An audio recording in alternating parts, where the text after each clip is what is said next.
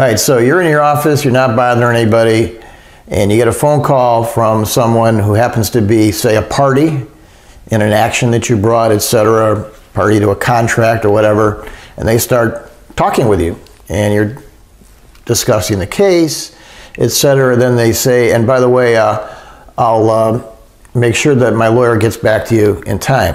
Whoa, wait a minute, what, your lawyer? You know, you're talking to a party who's represented by counsel. Now, you didn't know that.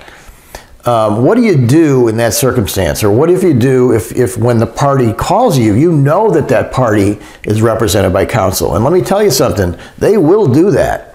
Laymen don't know this rule, but lawyers need to know this rule. You cannot communicate in any way with another party who's represented by counsel. It's an ethical violation. So, what are the rules? Well, first of all, you can't communicate, the rules say, about the subject matter of the representation.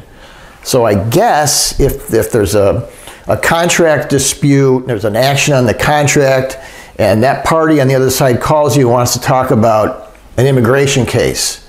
I mean, I guess the rules say you could do that because the attorney on the other side doesn't represent that person for immigration matters. He or she represents them for the contract dispute. But it really should make you nervous when someone calls you and you know that they have a lawyer. I would just be extra cautious and I wouldn't talk to them about anything. Now, the person, you have to know that the person is represented by counsel, and that is going to happen.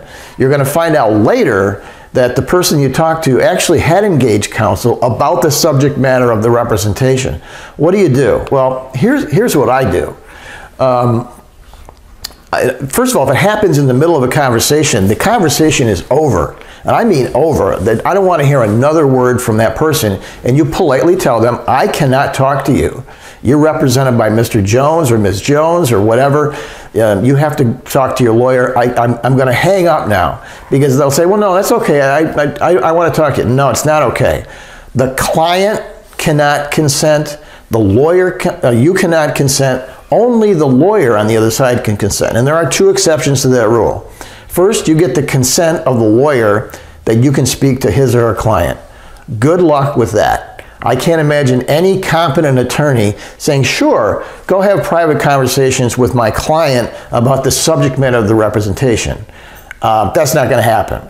Or if it's some unique circumstances, I suppose you could get a court order to do that.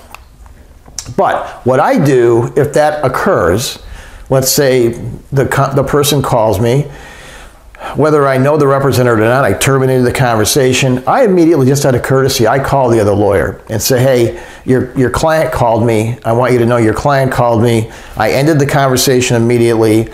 Would you please let your client know that he or she can't call me? The other lawyer on the other side is really going to appreciate that. Can you discuss matters outside the subject matter of the representation? We talked about that. The rules say you can. I say if you're smart, you would stay away from it. So these are some of the things that you want to keep in mind if you encounter people that either at the time of the conversation you know that they're represented or later that you learn that they're represented. I think it'll serve you well.